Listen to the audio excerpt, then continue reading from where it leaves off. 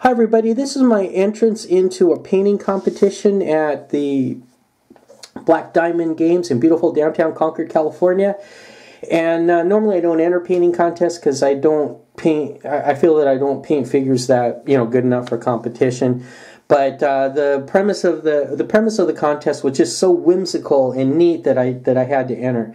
And the premise of the competition is that the guy behind the counter, he had a big box of Warhammer 3rd edition plastic figures that were in the 3rd edition box, which I bought back in the day, probably like mid 80s, early 90s, but probably the mid to late 90s. But anyway, you had to paint a fig from there, and they're going to put it in a display case. Today's the last day to put the fig in, and I'm on my way to do that shortly.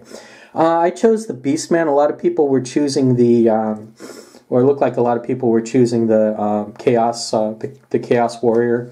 But I thought, there might be a little more I could do with this. And I also used the contrast paints.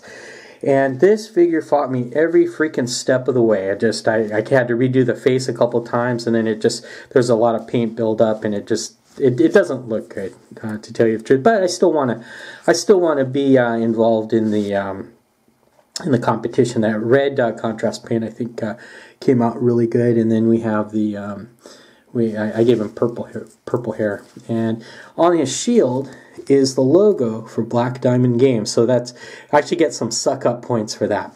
I just pretty much what I did was I printed out a piece of paper, glued it on there with Mod Podge, and kind of like painted around it so it looks like it's part of the shield. It's still the paper's still kind of thick, but in any case, I'm on my way to put this in the display case, and we'll see how it goes. Once again, this is just this was a fun, whimsical idea. Maybe they'll have a contest for figs that look good from 2 feet away or further.